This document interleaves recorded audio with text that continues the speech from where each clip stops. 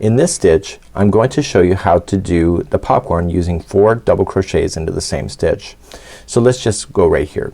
So to do the popcorn it would tell you how many that you would need to put in there. So I'm gonna say there's 4 for this particular tutorial, and we're gonna double crochet 4 times as usual. So it kinda looks like a shell in the definitions of crochet.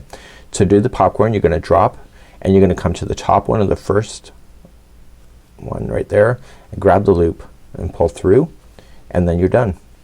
So let me show you again. I'm gonna just jump over here. 4 double crochets in the same one. Now we have other ones in this series that have less and smaller, so the more that you put into a stitch the more pop that it will do. But if you put way too many then it'll also warp your project, so you gotta watch that. You drop the loop, come to the beginning one, and then you pick up the loop and pull forward.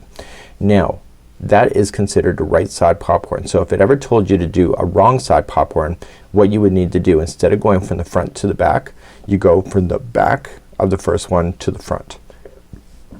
You grab the loop, pull forward, pull towards the back.